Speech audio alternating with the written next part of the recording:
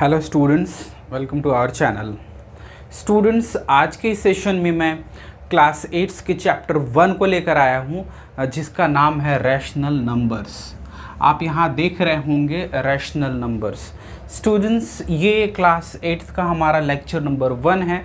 आगे आने वाले लेक्चर्स में मैं सारे टॉपिक्स, इससे पहले मैंने सिलेबस डिस्कस किया था जिसमें मैंने सारे टॉपिक्स डिस्कस किए कि कैसे कैसे मैं उन सभी टॉपिक्स को कवर करने वाला हूँ। अब आने वाले टॉपिक्स को मैं टाइम टू टाइम जितने भी टॉपिक्स हैं सबको कवर करूंगा। तो सबसे पहले आप मेरे चैनल को सब्सक्राइब कर लीजिए ताकि आने वाले जितने भी टॉपिक्स है वो आपको पूरा मिले और आप अपने एग्ज़ाम्स में अच्छे स्कोर कर पाएँ। तो क्लास 8 के जो नए स्टूडेंट्स हैं उनके लिए काफ़ी अच्छा कुछ होने वाला है। यहाँ पे मैं उनसे रिकमेंड करूंगा कि ज़रूर से ज़रूर हमारे सारे लेक्चर्स देखें और इससे बेनिफिट उठा सके। सो गाइज़, ये हमारा रैशनल नंबर्स है। रैशनल नंबर्स में आप देखेंगे यहाँ पे कि रैशनल नंबर क्या होता है।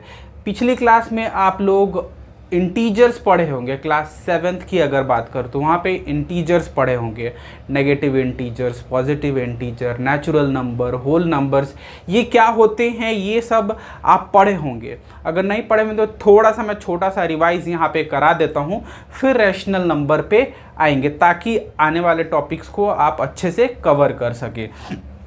तो यहाँ पे रैशनल नंबर सबसे पहले देखिएगा, रैशनल नंबर क्या होता है? The numbers of the form A upon B. A upon B में जो नंबर्स होते हैं, यहाँ पे ए अपॉन बी कहिए या इसको पी अपॉन क्यू कहिए, ठीक है? या तो आप इस फॉर्म में बोलेंगे या इस फॉर्म में बोलेंगे, तो उसको हम लोग क्या बोलते हैं? रैशनल नंबर्स बोलते हैं, ठीक है? अब यहाँ पे देखिए, where A and B are integers and B not equal to zero. B not B equal to zero में इसकी नीचे वाला जो वैल्यू है वो ज़ीरो नहीं होना चाहिए, तभी वो नंबर रैशनल नंबर कहलाएगा। सबसे पहले यहाँ पे देखिएगा इंटीजर्स। इंटीजर्स क्या होते हैं आप पीछे क्लास में सीखें, बट मुझे यहाँ पे थोड़ा सा इंट्रोड्यूस करा देना है ताकि आगे आपको प्रॉब्लम नहीं आए, ठीक है? तो इंटीजर्स क्या होता है? इंटीजर्स में आप देखेंगे कि इंटीजर्स वैसे नंबर होते हैं, मैं यहाँ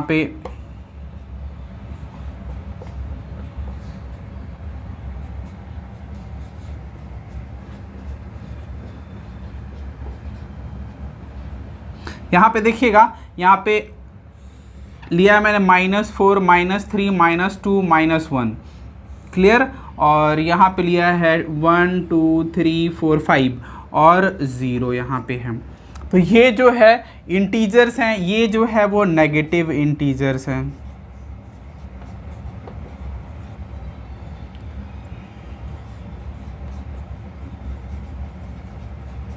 और ये पॉजिटिव इंटीजर है।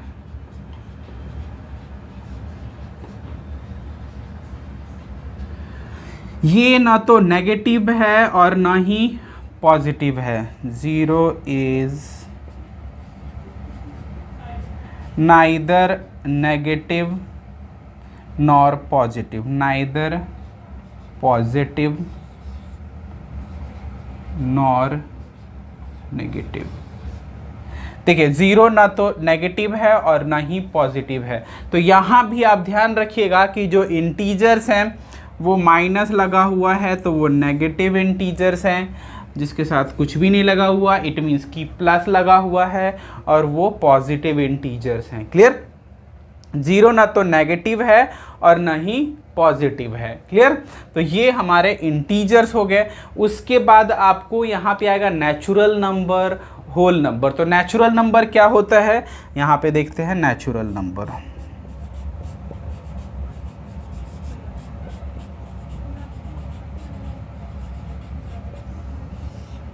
नेचुरल नंबर होता है जो नंबर 1 2 3 4 5 6 आगे जितने भी आप बढ़ेंगे वो सभी क्या कहलाते हैं? नेचुरल नंबर्स कहलाते हैं। ये सभी नेचुरल नंबर्स हैं। और होल नंबर,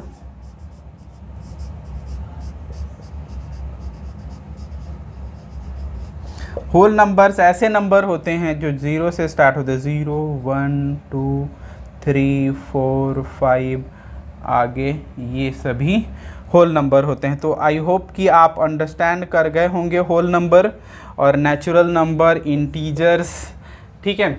उसके बाद यहाँ पे देखिएगा, आप अपने स्कूल में जब क्लास 7th में रहे होंगे तो वहाँ पे एक चीज़ और सीखे होंगे।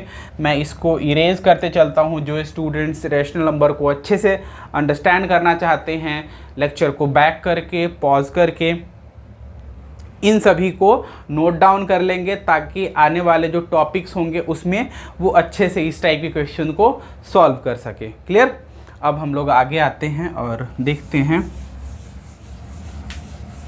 फ्रैक्शंस, क्योंकि ये जो है रैशनल नंबर आपको तभी समझ में आएगा जब आपको फ्रैक्शंस आते होंगे। तो हमने अभी सीखा नेगेटिव इंटीजर, पॉजिटिव इंटीजर, उसके बाद नेचुरल नंबर, होल नंबर और फ्रैक्शन। क्यों? क्योंकि फ्रैक्शन इसीलिए हम लोग यहाँ पे कर रहे हैं क्योंकि ये जो है फ्रैक्शनल नंबर है, इसको हम लोग रेशनल नंबर कहते हैं। जैसे p/q फॉर्म में, तो कोई भी नंबर p/q फॉर्म में हो या a/b फॉर्म में हो, उसको हम लोग रेशनल नंबर कहते हैं। यहाँ पे डेफिनीशन लिखा हुआ है। अब फ्रैक्शन क्या होता है? ऊपर वाले नंबर को हम लोग न्यूमरेटर बोलते हैं, नीचे वाले को डिनोमिनेटर बोलते हैं। ये न्यूमरेटर और डिनोमिनेटर आपको समझ में आ गया कि ऊपर वाला नंबर हो उसको न्यूमरेटर, नीचे वाला नंबर हो उसको डिनोमिनेटर कहते हैं। क्लियर। अब फ्रैक्शन आपको क्लियर हो गया कि फ्रैक्शन क्या होता है। इसी में आपको प्रॉपर फ्रैक्शन पढ़ना है, इम्प्रॉपर फ्रैक्शंस, ये सारे टॉपिक्स आप क्लास 7th में कवर कर चुके हैं। तो यहाँ पे सिर्फ मेरा था कि आप फ्रैक्शन के बारे में जान जाए कि ये न्यूमरेटर और डिनोमिनेटर होता है, उसको हम लोग फ्रैक्शन कहते हैं। आप proper fraction, mix fraction, improper fraction सब क्लास 7th में पढ़ के आ चुके हैं। आगे की क्लास में आपके जो टॉपिक्स होंगे उसमें फिर दोबारा से कवर करेंगे। अभी फ़िलहाल हम लोग रैशनल नंबर पे आते हैं और रैशनल नंबर में देखते हैं क्या क्या होता है। तो इसमें दो चीज़ें होती है। रैशनल नंबर की बात करें तो यहाँ पर मैं एग्ज़ाम्पल देता हूँ रैशनल नंबर का।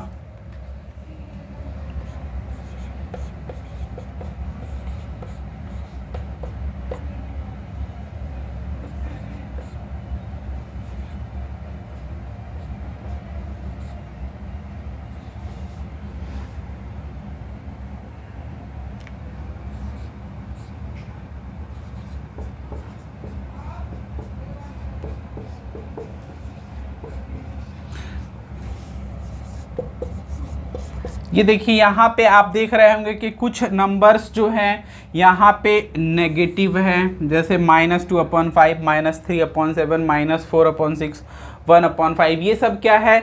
ये सब नेगेटिव रेशनल नंबर है।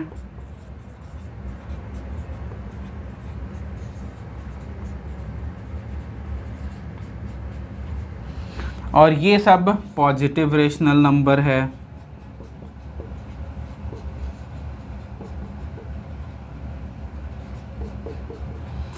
तो यहाँ पे भी दो तरह के रेशनल नंबर आएंगे, एक पॉजिटिव रेशनल नंबर होगा, दूसरा नेगेटिव रेशनल नंबर होगा।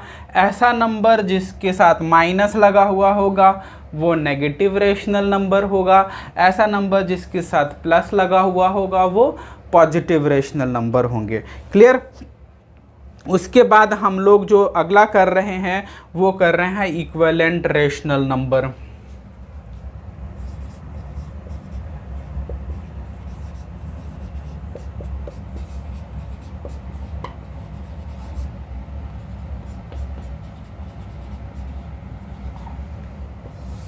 इक्विवेलेंट रेशनल नंबर, सपोज करिए कि यहाँ पे मैं लिख देता हूँ 3/5।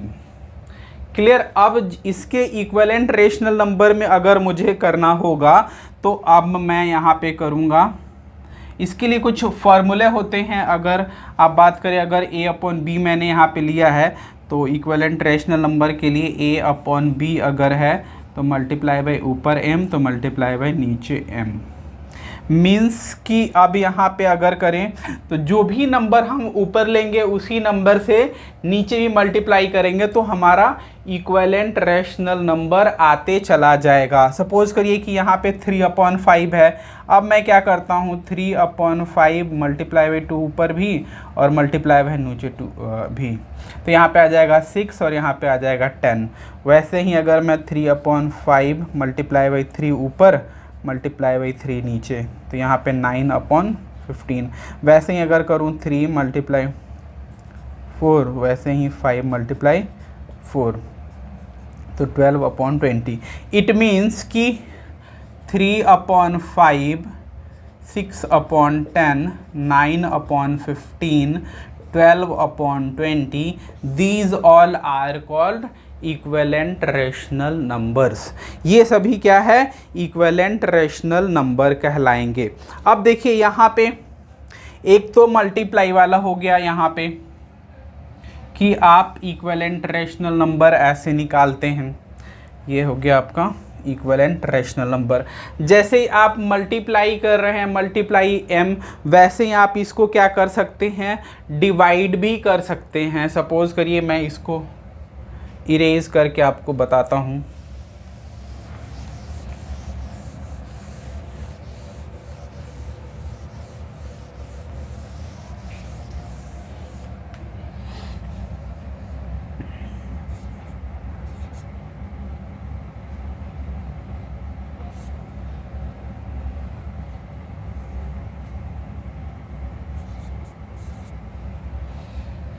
यहाँ पे 64/56 है।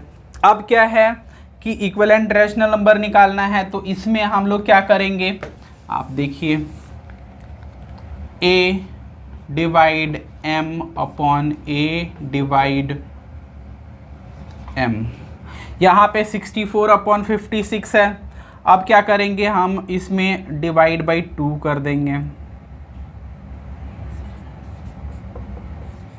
तो नीचे भी डिवाइड बाई 2 करना होगा, तो हमारा आंसर आ रहा है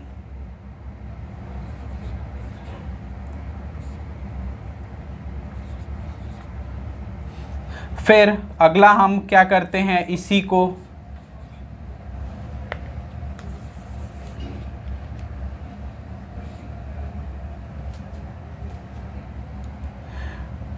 और 56 डिवाइड बाई 4 करते हैं, तो नीचे भी डिवाइड बाई 4 करना होगा, तो यहाँ पे हमारा आ जाएगा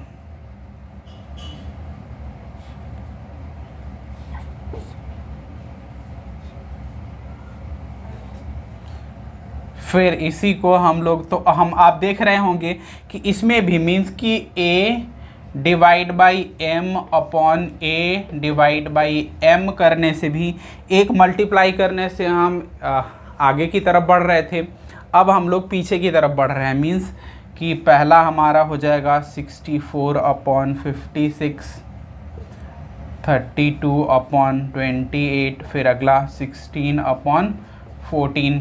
तो ऐसे करके हम लोग क्या है, इक्विवेलेंट रैशनल नंबर फाइंड करते हैं। तो रैशनल नंबर का एक छोटा सा ये टॉपिक था जिसको यहाँ पे हम लोग कवर कर रहे हैं। और भी कई सारे रैशनल नंबर्स होते हैं, उसको भी देखते हैं हम लोग। आते हैं, देखते हैं किस टाइप के क्वेश्चंस इसमें आते हैं।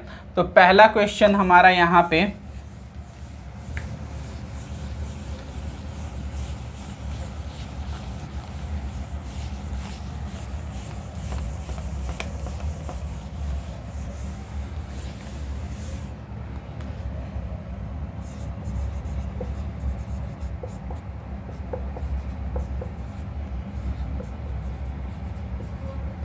Convert into a standard form, ये है स्टैंडर्ड फॉर्म में कन्वर्ट करना है। और यहाँ पे दिया हुआ है -44 डिवाइड बाई 33। देखिए ये जो है, जाहिर सी बात है, ये जो है रैशनल नंबर है और इसमें माइनस लगा हुआ है, तो स्टैंडर्ड फॉर्म बिल्कुल आसान होता है। हमें क्या करना है, दोनों में आप देख रहे होंगे कि हम लोग अगर इसको 44। तो जो नंबर से डिवाइड करेंगे ऊपर, उसी नंबर से डिवाइड करना होगा हमें नीचे। तो ऊपर आ जाएगा -4, नीचे आ जाएगा 3। तो हमारा जो स्टैंडर्ड फॉर्म हो जाएगा वो हो जाएगा -4/3। तो इस तरह से जितने भी क्वेश्चन होंगे उसको आप ईजिली डिफाइन कर सकते हैं, ईजिली आंसर्स फाइंड कर सकते हैं। तो ये पहला हमारा हो गया स्टैंडर्ड फॉर्म। अगला हम लोग दूसरा क्वेश्चन देखते हैं। इसी में